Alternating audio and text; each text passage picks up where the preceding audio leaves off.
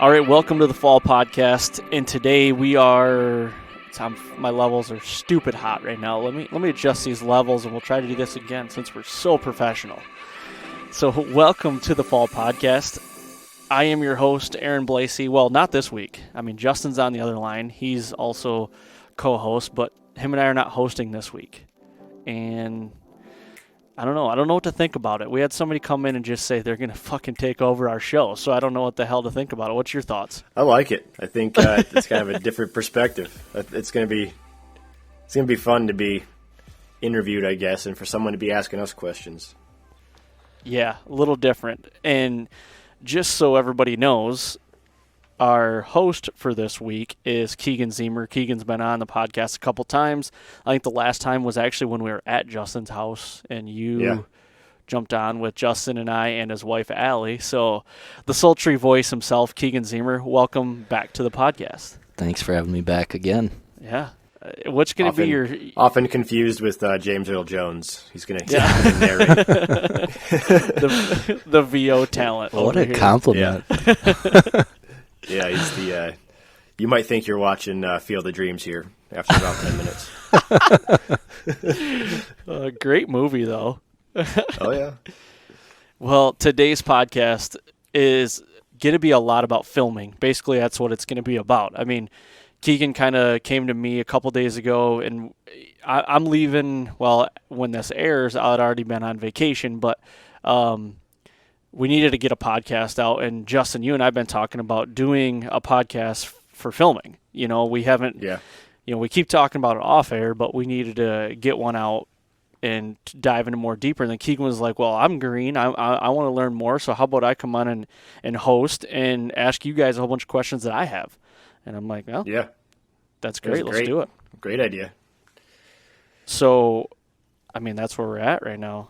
That's where we're at.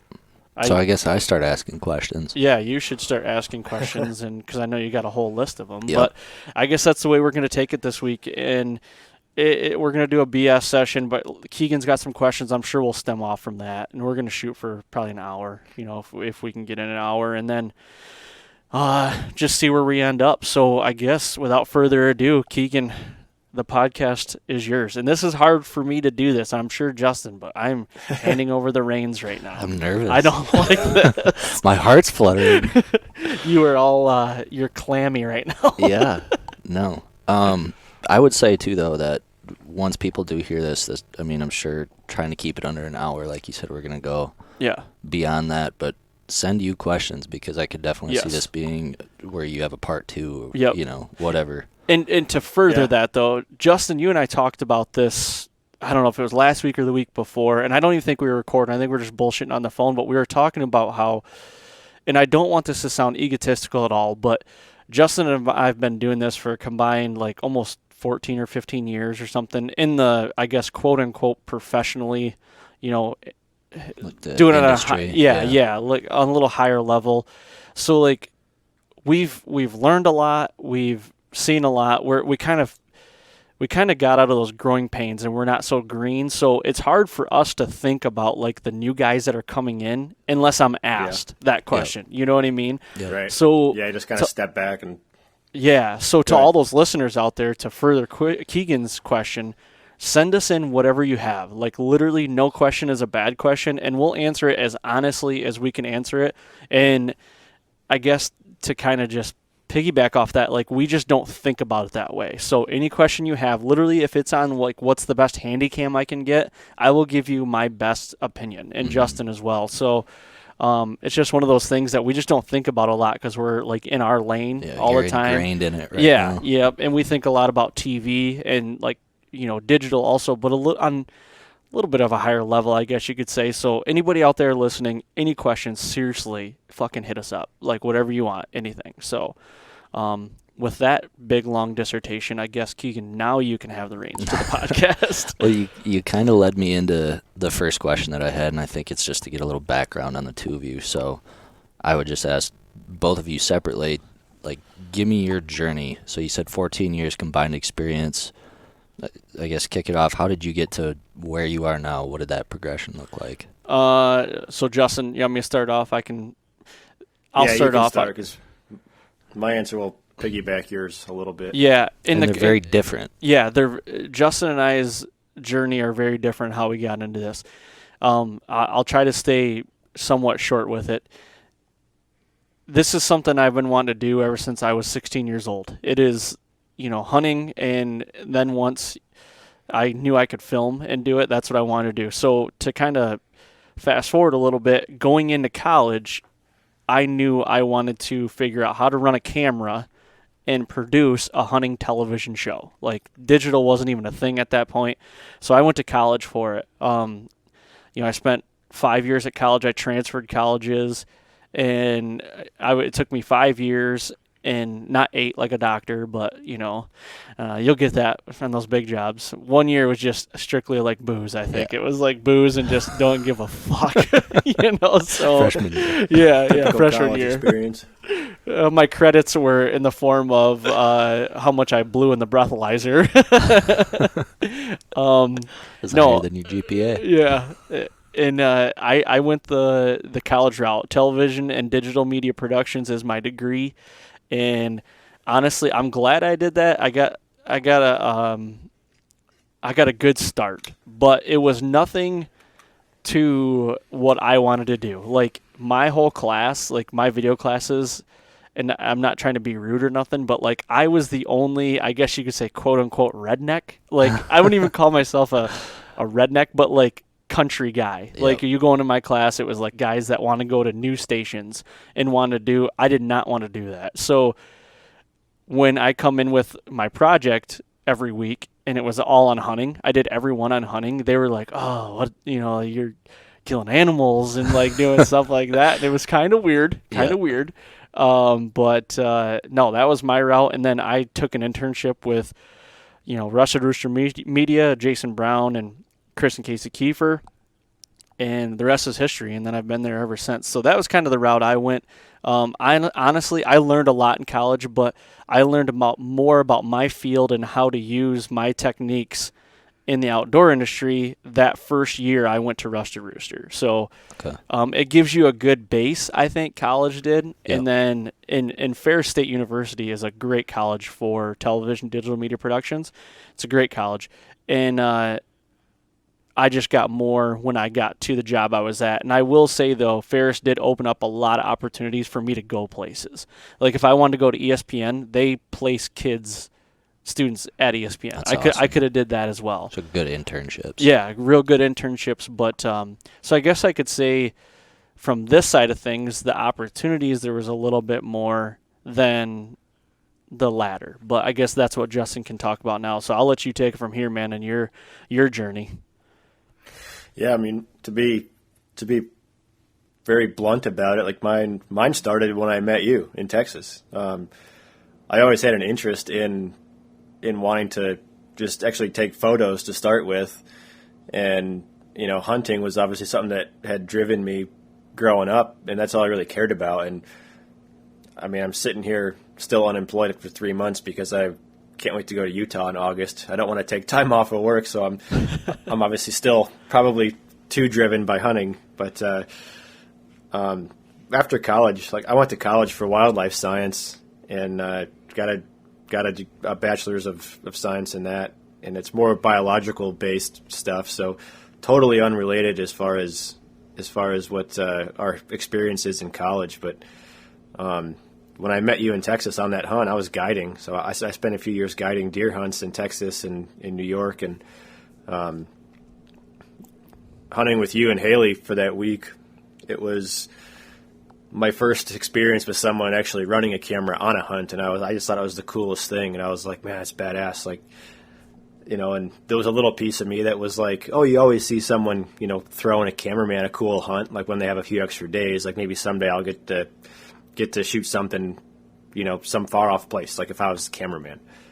I was like, all right, that's a perk, but my real interest is running the camera and taking pictures. And after I met you, I moved back to New York from Texas and got my first DSLR, which was a Canon 70D. Bought it at Best Buy, just a kit from Best Buy, and just started taking pictures of deer and birds and just wildlife that I had available to me where I worked. And someone reached out and said, these don't suck. And after I kind of realized, obviously someone noticed I had the eye for a good picture, so I kind of took it a step further, and that's when I came out to the Rusted Rooster production, the film school. I think at that point it was probably 2 years after I met you. And then just kind of started snowballing. I started buying, buy a shotgun mic here, and then tripods, and, next thing you know, I got lights and, the reflectors, the bounce. And then I bought my first video camera, like a camcorder, and I got my first opportunity to film a hunt because the guy that it was a trip to Canada, and the guy that was going to film had gotten a OWI or DWI or whatever they call it, an alcohol ticket when he was in college, and he couldn't get into Canada. So he was like, "Hey, do you want to do this? You can I'll set you up with the invoicing for the show, and you can just bill a day rate." And it's like, yeah, hell yeah. And went and filmed my first hunt, which was a bear hunt. And that was kind of the kick off the edge of the cliff. Yeah. Yeah, that was where it all kind of came to fruition and started snowballing. So I guess a question I have for you then, how I just said, I had quite a few opportunities coming out of college to go to different places. Did you feel like you had that, or was it like, you kind of take what you can get? At that point, I was just take whenever I can get. Like, I was trying to do it enough and just start getting my name circulating, as a freelancer that was out for hire just to run a camera. Like, I wasn't editing or anything. I was just shooting product photos, hero shots with a kill, and then just running camera, running video on the hunt. Yeah, and I was just taking whatever I could get just to get the job and do the work. And I will say too, like back when I was coming on through college, I felt like that was the path I had to take. Like you got to go to college to get this degree, to further. Like there was no. I mean, there probably was, but I didn't know about it. Like, okay, I can do like a video school, and like this will give me an expedited class or something to get me a job. Like, I didn't know anything about that, so I felt like that was the only route. But I think now, in 2020, I feel like it's almost reversed maybe. And, like, now it's more of you kind of got to know someone. Yep. And I'm sure we'll get into that farther because I think you have a question about, like, getting into the industry. So we can get into that later, or we can do it right now too. But, like if you want to, in my opinion, if you want to go film for an outdoor television show, whether it's, a digital show or for a TV show, first of all, know your stuff. You don't have to know it fully, but like my biggest thing is like if I'm going to film anybody, I don't care who it is, I don't want that person to feel like they have to babysit me. Like you don't want to have to ask them. Right. You know what I mean? Like your job. You're there to do a job. You should be able to at least do that job. So know that, and then I feel like you kind of got to know some people networking. Just network the shit out of yourself and get, shoot as much as you can, pictures, video, whatever, and create a demo reel. And that's basically what demonstrates you, to send to people. Yeah, and that's where I'm at right now, like with not having a full-time job, is getting back into that network. Like I know a lot of people, but they also knew I was kind of off the market. And now I'm trying to get back into the market as a freelancer, and it's like, well, right. But between COVID and everything else that's going on right now, like a lot of companies aren't spending money. Shows are still, putting budgets together. It's like I'm having, believe it or not, a hard time trying to find just a gig here and there for a 2-day shoot or a hunt. Like there's no hunting going on right now unless you go to Texas for axis deer. And there's nothing else going to happen until August when Utah opens up. Yep. So it's like I'm just trying to stay on the radar and say, hey, I'm doing this again. I'm up on contract, just freelancing. Yeah, it's a crazy world we live in right now, though. Yeah, I don't think you're the only guy, though. Like in any industry, I think it's just tough right now, tough sledding. Yeah. Yep. So. It is. I'm taking over the show right now. And no, that's good. I mean, I think leveraging social media and your network is, I mean, I didn't know about film schools until 3 years ago. Mm-hmm. Like, I did not know that they were a thing. Yep. Where you could go for a weekend or whatever it was, and I think the one that I went to was $1,000. You know, where you think about like college tuition, you're I'm still way paying up for there. it. And I mean, at that point, it's funny you bring that up. It's funny you bring that up because those are like, that's a casualty, I guess, if you want to call it that. Like, Aaron, you chose to go to school for it, and you knew that was what you're going to be paying for. I went to school for something totally different, and now here I am, not even using that degree really, you know. And I picked up a camera, and now I'm paying back that student loan, you know, degree that I didn't even get a job as a result of. For sure. Yeah. It's almost like a trade school type thing. Yeah. You know, where that's what I was going to say. It's like a niche that you know. Yeah. Yep, for sure. And I think one thing we're going to see too is like just the way Instagram has influenced companies. How you have like these quote unquote influencers, like who are actually just specific individuals. Mm-hmm. Right. I think that puts a lot of value on a person versus a show or a brand. You know, like you're going to see sponsorship dollars kind of break up and kind of be reallocated, I think, in the very near future. I mean, it's already happening. I agree. The shift's already happening, like you said. Yeah. Yep, you're going to see those companies investing in individuals who can bring the value that a show used to, you know, for a fraction of the cost. Yeah, definitely. That's all about numbers, too. Oh, it we'll is. Go down that rabbit hole. But no, we don't want to go down the rabbit hole because I could talk for a long time on that, and I don't want to. All right. Well, I guess the one that, you know, I was new to this probably 3 years ago. Had no idea. I was running my mom's Sony Handycam. That was the very first thing that I had. But looking to get into it, and it's funny, Justin, the first camera I bought was a 70D. Still have it. So it's a great camera. It is a great the other camera. day with us. Yep. But I think the one thing when I was looking to get into it that I was searching a lot was like a camera setup for under $1,000 or $1,000, which I think a lot of people looking to get into it, especially if you're like, oh, I might want to take this a step beyond just, you know, running out behind the house filming a buddy. Mm-hmm. I want to put something kind of cool together. You're looking probably $500 to $1,000. Yeah. In this question, there's so much gear out there. And so much. I guess, okay, I'm going to say a couple things. In my opinion... Wait, let me tie that in with one other thing. Okay. Because then you can say yes or no to this and then elaborate after that. Is what do you feel about the kits on Amazon or like Walmart where, you know, you get a camera, you get 2 to 3 lenses, whatever. And then a lot of those are hover right there from $900 to $1,200. So I guess maybe 2 separate questions, but elaborate on what would you go with a kit or would you do research, build your own kit?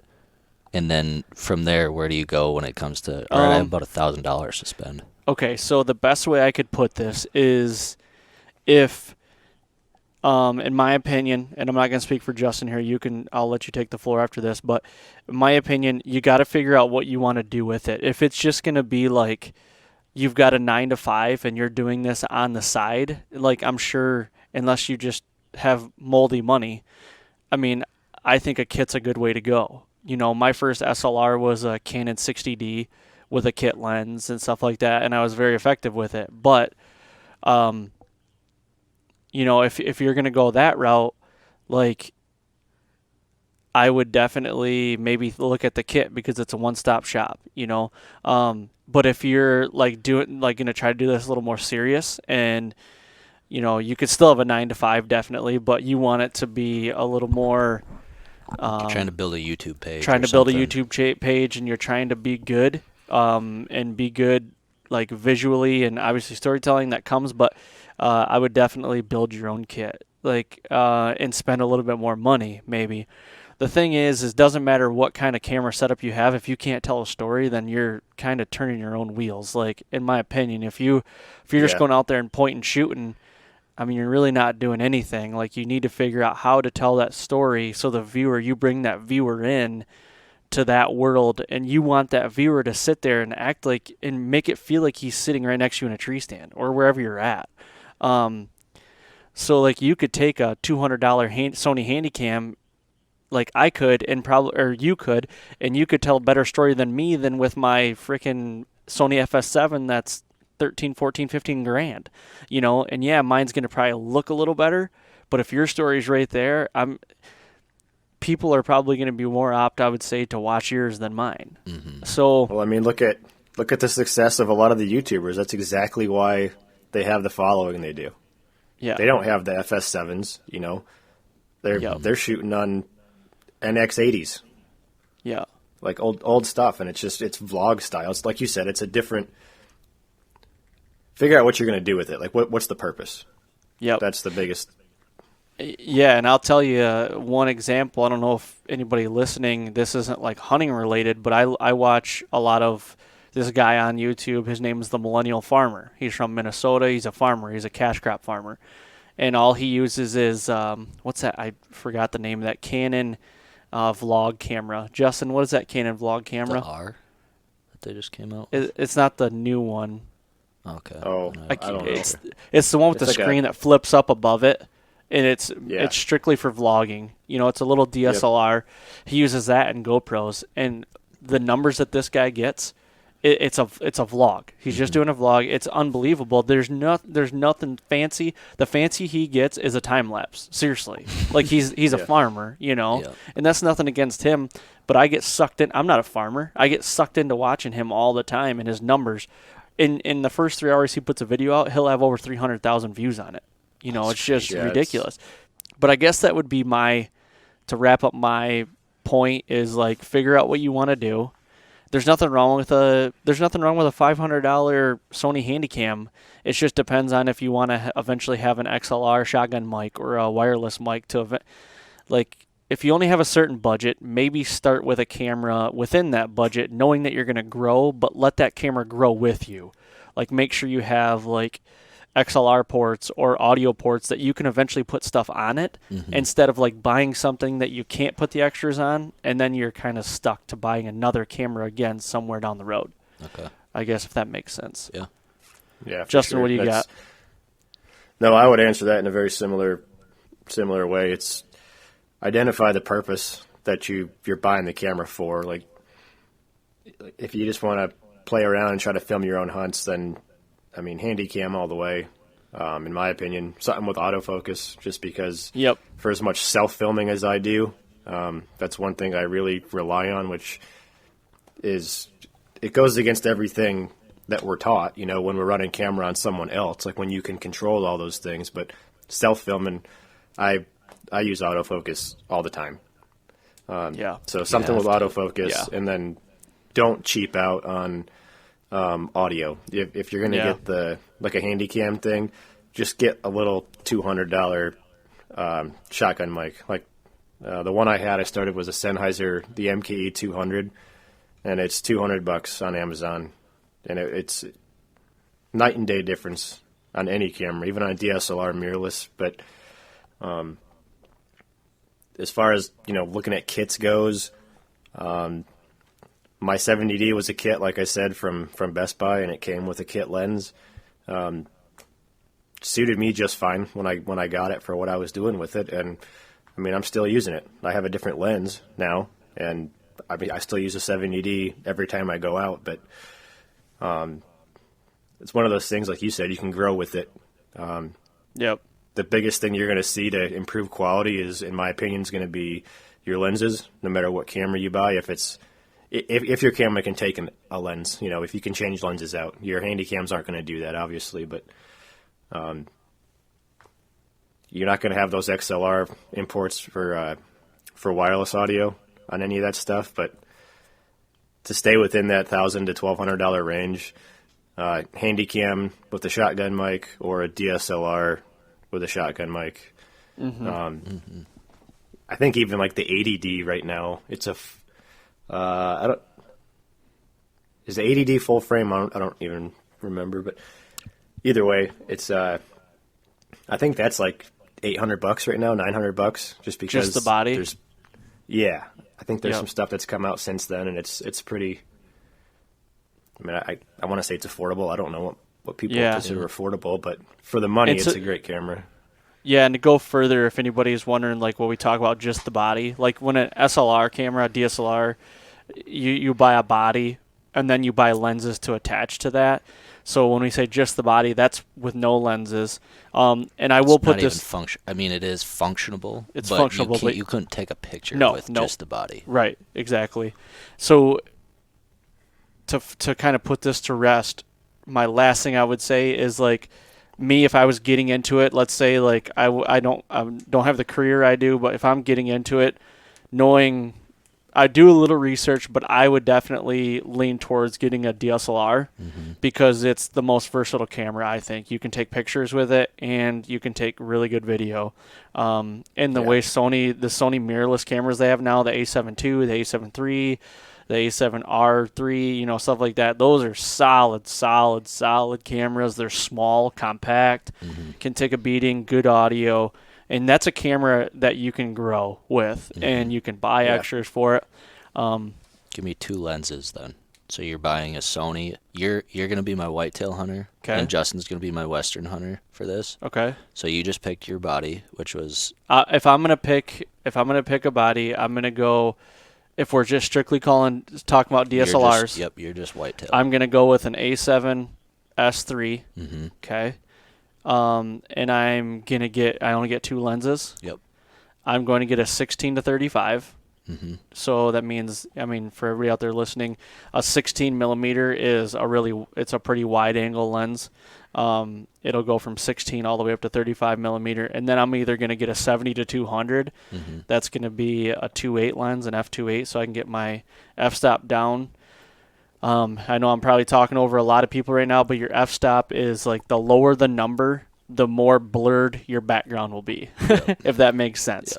The higher your number, so you get up to the 6, 7, 8, 9, 10s, the more everything's going to be in focus. So I want that like depth of field. I want it to be blurry. And you let in more light. With the let in more light, yep. And then, so I'm going to go a 16 to 35 or a 70 to 200, and I'm going to roll with that. Okay. And probably a 128 gig card with a shotgun mic. And then if I'm just filming myself, I would probably just run shotgun mic. I don't even know if I'd use a lav mic, but I'm to the point where if I'm going to film myself, I want to be like quick, and I want to be like, I don't want a whole bunch of shit all hanging around. So if I can be effective with just a shotgun, that's how I'm going to do it. I'm going to vlog my storylines with my 16 to 35 lens, and then my 7200 lens is going to be my in the stand lens. Yep. Okay. And then I would run a GoPro. I would get a GoPro for a POV, just a bail shot in the tree. So that's what I'd run. But Justin, you probably might have something totally different for western hunting.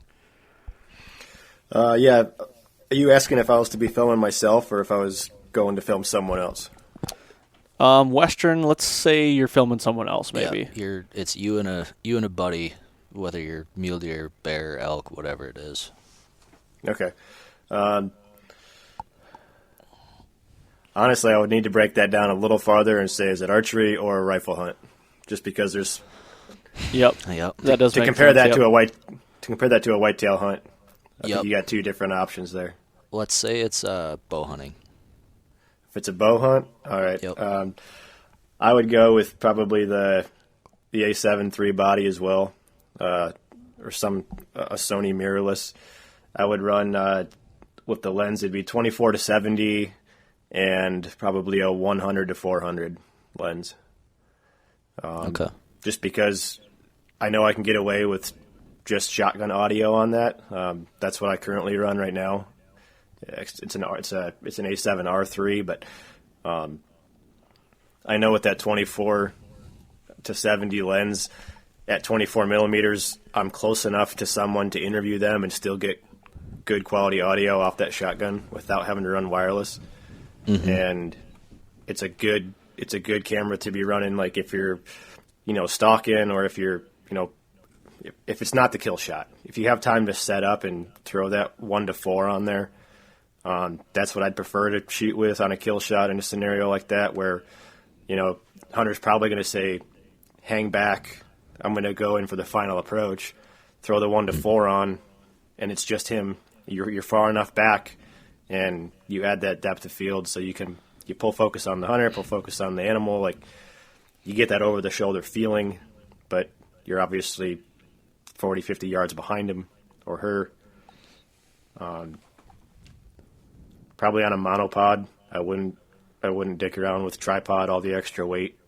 I'd run on a monopod, probably carbon fiber again for weight purposes. Yeah, Manfrotto makes a really good one too. I made that mistake. Yeah, early. That's one of the mistakes I made early on. Is I bought a Manfrotto and it was not carbon fiber. Heavy. I sold it. Yeah, it's gone now.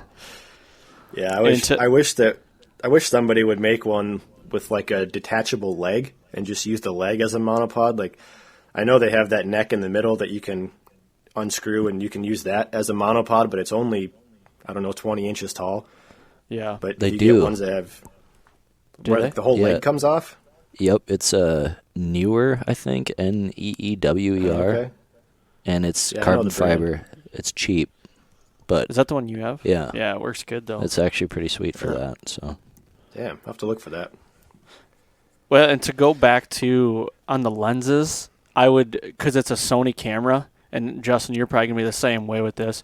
Since it's a Sony camera, I would be getting Sony G-Series lenses, and the reason being is because you can run autofocus with those lenses. Now, if you were to get like a Canon 16-35, you would have to get what you call a Metabones, and that's an adapter to make it compatible with the Sony.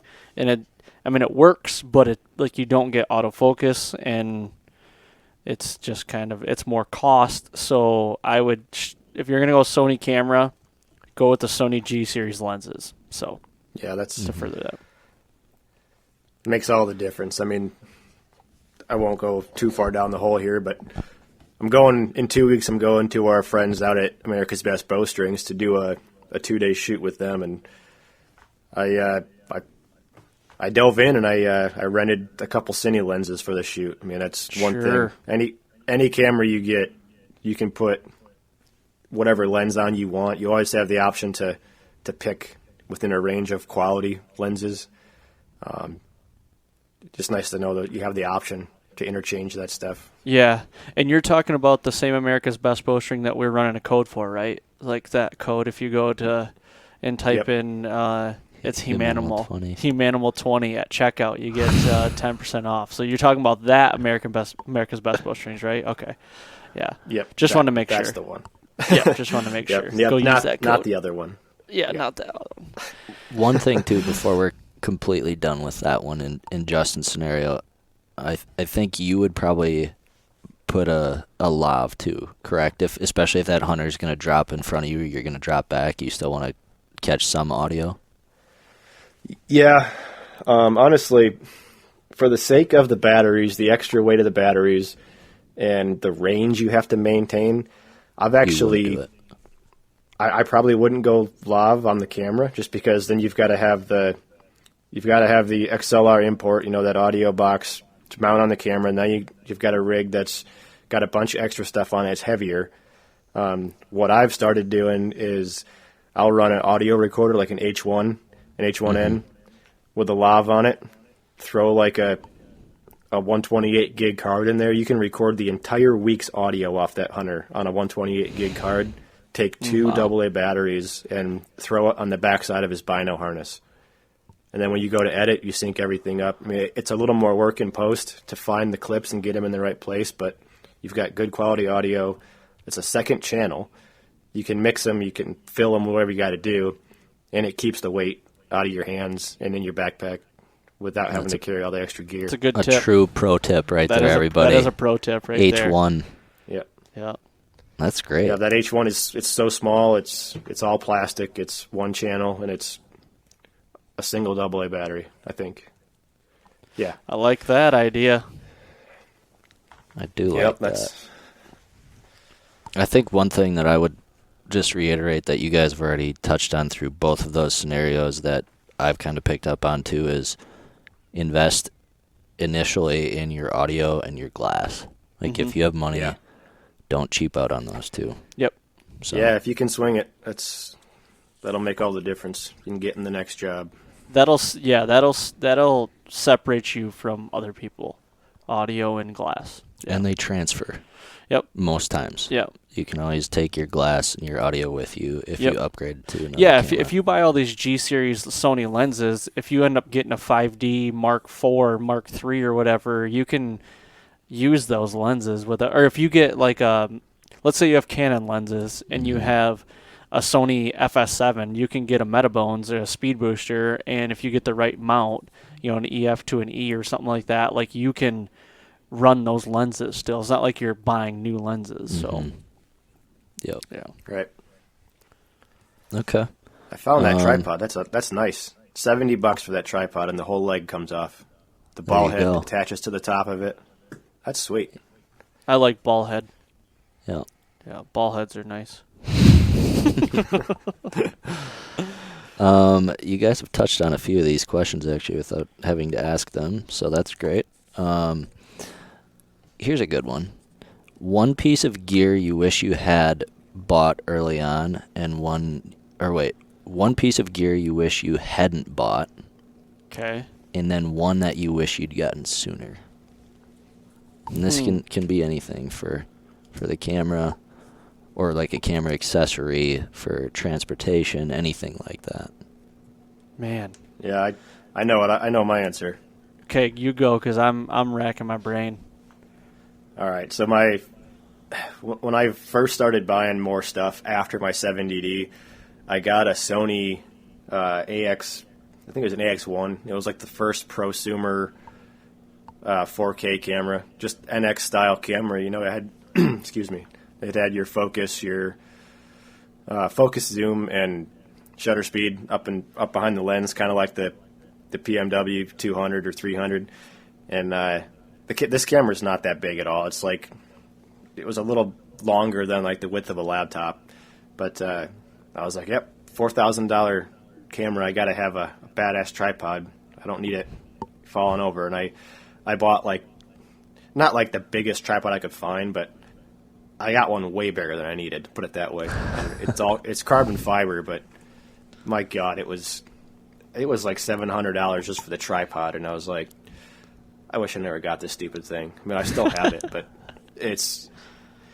I've humped that thing through the breaks of South Dakota, and like on every whitetail shoot, like it takes up so much space in the Pelican case that I pack with, when I check a bag, and it's like, the tripod alone, I bet weighs probably, I don't know, 6-7 pounds, and you throw a 502 head in there with it, and it's like, before you put the camera on there, the thing weighs 12 pounds. I'm like, this is stupid. So I wish I never bought that giant tripod. We're on the same page there. Yeah. Something I wish I had gotten sooner, and I actually still don't have this, is a monitor, like the small HD monitors to run on a mirrorless or on a full frame camera. It's just key. To see a you bigger gotta screen. have that. Yeah. Yep. That's my wish. I would have got it sooner, because I still don't have one. Oh man. Okay. So for me, one thing that I wish I had not bought would be a 24-70 lens. Really? And Justin's probably overthinking, like, what? Why the fuck not? 24-70 lens, I used a ton to start, but then I figured out they have a 24-135. 135? Yeah. So, or no, 24-105. Sorry, not 135. 105. Yeah. I'm sorry. So then I'm like, okay. To me, this 24-70 is like obsolete. Like I can't zoom in. Like I still get the 24 millimeter out of it, but I can actually zoom in a little farther with this lens. So I found that the 24-105 is a little more versatile, and I felt like the 24-70. Like I haven't used the 24-70 in years now. Mm-hmm. Like it just, to me, it's, I don't know. It's right in the middle. It's right in the middle ground where it's like I feel like you're in limbo. You're like in that no man's space. Like you put a 24-70 on, it's like, man, I need to zoom in. It's like, ooh. I can't get where I want to. 24-105 gets you a little bit farther. Mm-hmm. So that would be probably something I wouldn't have bought. Something I would have bought sooner. And this is going to be weird. And people are going to be like, well, that's stupid. But lens cloth. Oh. Okay, so I would have bought a lens cloth like, a lot of people just use like their shirt or whatever, and guilty, I've done it a lot. But literally go and buy like a $3 lens cloth and keep it in your pocket. I keep one in my pocket almost every day of my life because, I mean, with those mirrorless cameras, Justin, you probably know too, is like when you're switching lenses, like on the inside of those mirrorless cameras, dirt gets on those so quick that like when you're shooting, you can't realize there's specks on like basically the sensor. They're on the sensor. Okay. You get back in post and you got all these like little black and it's like, what the fuck? Like, and it's ruined, and it's like, God dang it, so I'm constantly train yourself all the time to further that, get some compressed air from like Staples or something like that, just to blow out your lenses. You got to get those two things and train yourself to use them all the time. That's a good tip. I went to my lens cloth story is from British Columbia. I went to film a bear hunt up there a few years ago, and I was just like, holy cow, like that's pretty Pacific. I mean, it's up there right above. Yeah. So I was like, man, I think I went and bought like 7 or 8 lens cloths. Like I went to the optometrist at Walmart and I just bought all the ones they had, for cleaning your glasses. And I was like, I need to, because I'm going to have to keep these things. I'm going to have to keep a pocket full of dry ones and a pocket full of wet ones because it's going to be raining every freaking day. And it's like, it's just one of those things. It's like you go on a backcountry hunt and you're worried about how am I going to charge batteries? And I'm going to British Columbia thinking, how am I going to keep these lens cloths dry? How am I going to keep the lens clean? Yep, that's a good way of thinking, though. You got to think about that stuff as little things you got to think about. I'll tell you what else screwed me, and this is, I don't mean to get off topic too far, but I went on a shoot one time and I forgot my card reader for the camera I had. And it was that AX1, and there are those XQD cards. Oh, yeah. And I was like, son of a bitch. No, the AX1, those are S by S's, aren't they? No, these were SQDs. Were they? Yep. And I don't even think there's very many cameras that still use them. They kind of phased in and out real quick. But long story short, I was on a shoot and I knew I was going to run out of memory, and I ended up paying like $450 for one from some podunk video shop in Houston, Texas that cost me like another $100 for overnight shipping. So I was like, never made that mistake again. Yeah. That's a painfully expensive one. Yep, it is. Yeah. Do what you got to do, though. Yep, that came right off the top of the profit margin. That margin got a little slimmer. Kept a happy client, though. They probably never knew, did they? Yeah. No. I'll tell you a story. Okay, one that I'm not proud of. This has been in the vault. Nobody knows about this. Oh, boy. Back in my wedding shooting days a long time ago, I was shooting a wedding, okay? I had a guy helping me, okay? And shot the whole wedding and everything. After the wedding was over, had a few too many beers to drink, and get back the next couple days to edit it, missing camera 2. Can't find his angle. Can't find the card.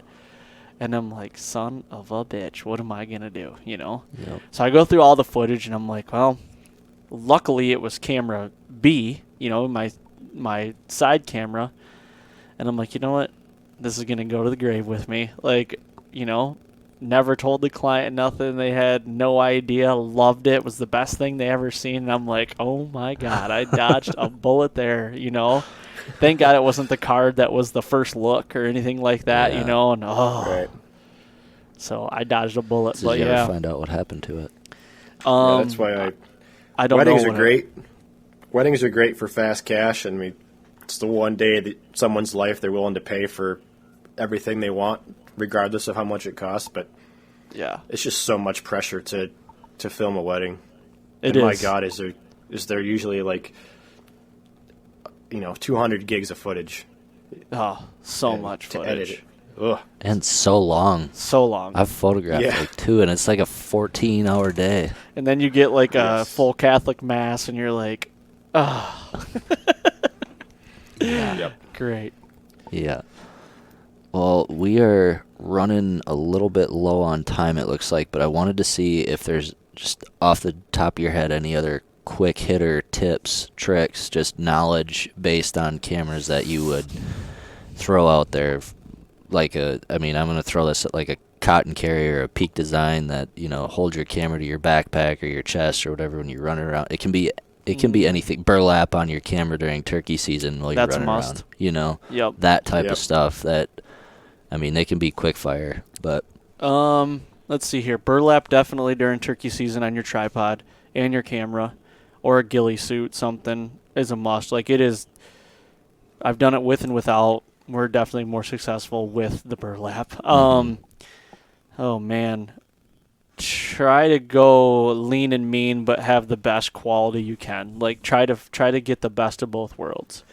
And if you my biggest thing to tell everybody is, if you ever have that thought, like, I wonder if I should get that shot, you should get that shot. Like if you're ever thinking like, okay, that squirrel's dancing around on the ground, if you're like, that'd be a cool shot, get the shot. Yeah. Always. Err on the side of that. And B-roll. When the best thing I can say is, like, when you're out hunting wherever, try to put that viewer in the same area you are. You know what I mean? Whenever I'm filming, I want people to think fall. That's why this podcast is called the Fall Podcast. The fall is my favorite time of year. So what's happening in the fall? The leaves are changing. Whenever you're hunting, there's always, barbed wire, old cattle fences and gates, and like that stuff to me screams fall. Like film a shitload of fall stuff and always film it in threes, tight, medium, wide. Get 3 shots of each. Try to tight, medium, and wide, because you'll use them at different, compose them different, frame them different. You can use them for. I won't lie to you. I've used shots that are from Ohio in Kansas for B-roll. Because we didn't have, we were a little thin on Kansas B-roll. Nobody knows the difference, but you shot that stuff in Ohio, it looks the same. If you stick with the fall, dirt roads, buggies, muddy tires, stuff like that, it all screams fall. Put that viewer exactly where you want to put them. Yeah, that would be my biggest. That's a good one. I always equate B-roll to say I say it's the glue that sticks the story together, because without those connections, it's without making those connections, you have jump cuts, you have a vlog, and it's so hard. You just pigeonhole yourself without it. And jump cuts are fine too, but there's a time and place for them. And B-roll helps out with transitions from one point to another. And I'm going to go to an example that a lot of people probably know. A lot of people have probably seen Duck Dynasty. When I started watching Duck Dynasty way back when, their aerial transition shots, when you really step back, like as a viewer, you're watching, you're like, okay, this is just a good show. It's like you're not realizing it, but their aerial transition shots. So Duck Dynasty is still running reruns. Like, go find them. What I'm talking about is look at when they go from like, Phil's house to Willie's house or something, or the golf course. Their majority are going to do a aerial shot or like a time lapse, a speed ramp or something, showing the viewer that time is passing. Okay, You're going from the golf course, and they're kind of making you think that Willie's golfing as Miss K is baking cookies. Okay, but like transition shots from point A to point B. Think of those transitions are huge. Like you can do a lot in post with like audio transitions that helps you get from point A to point B. I hardly ever use cross dissolves when I'm editing unless I'm trying to show passing of time. If we're on an elk hunt and the last time I hit record was at 9 a.m. and I want people to think, we killed this bull at, 5 o'clock that afternoon, and maybe that's how it happened.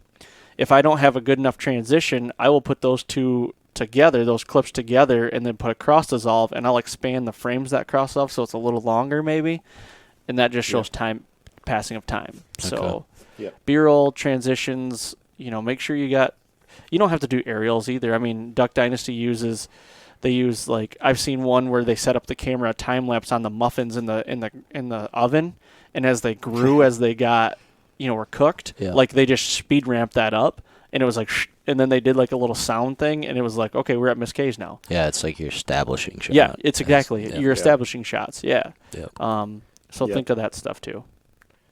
Yeah, I think to throw a couple things in from my point of view, it would be, I think something that's often overlooked is a good pack, like a good way to get your gear in and out, whether it's a spot and stalk hunt or just going to a tree stand.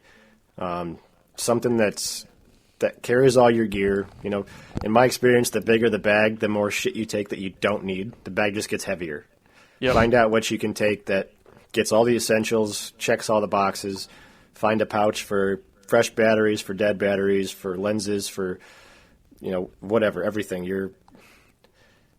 Even like with me, tree stand and sticks, a muddy tree arm, both pieces of the tree arm, the ratchet strap. I'm taking all that stuff in almost every time. So it's like, have a system, practice your setup. A good backpack is going to be key in being efficient with that.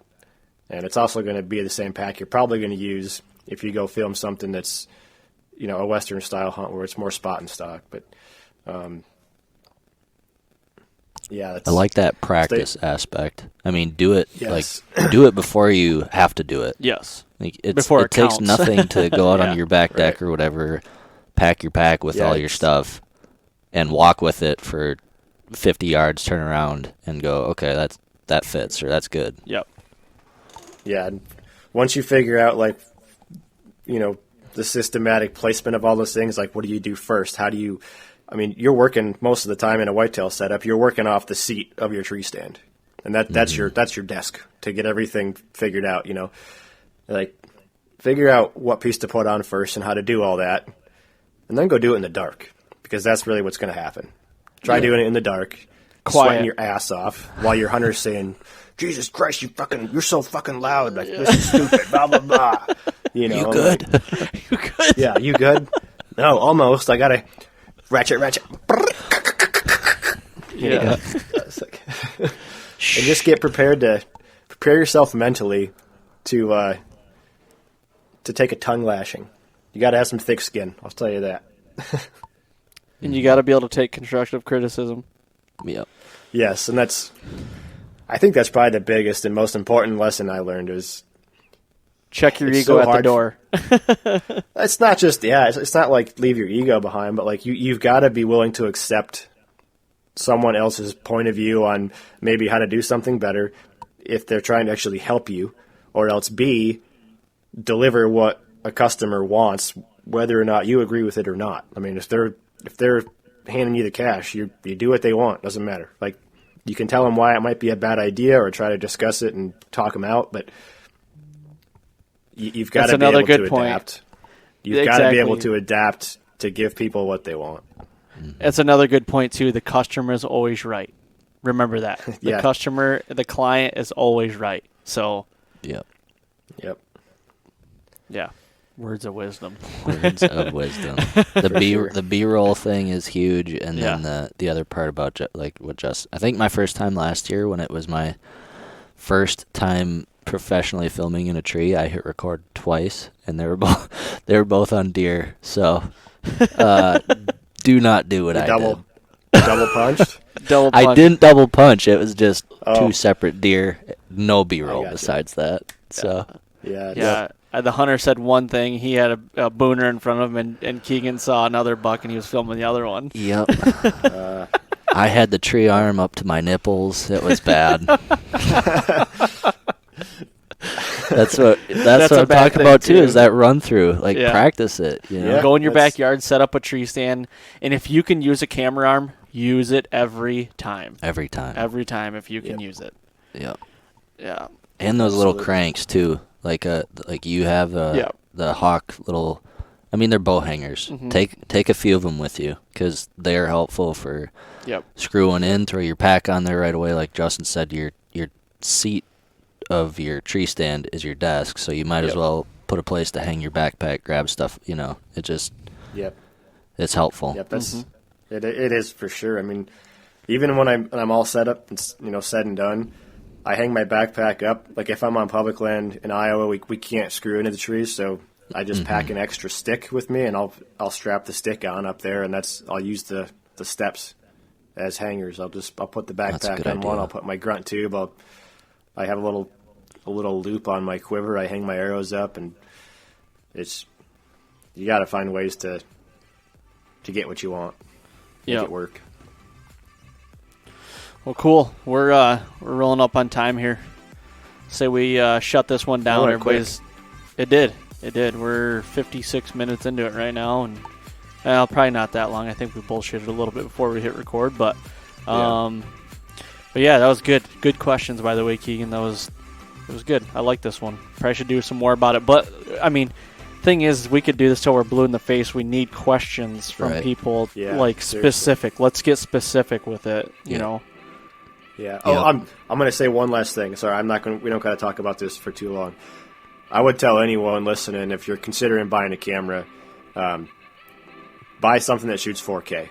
Always shoot 4K if possible. You're gonna pay for more storage. Like, you're gonna need a bigger card. But if you're gonna get into editing, or if you want the footage to get worked with at some point, do everybody a favor and go for 4K.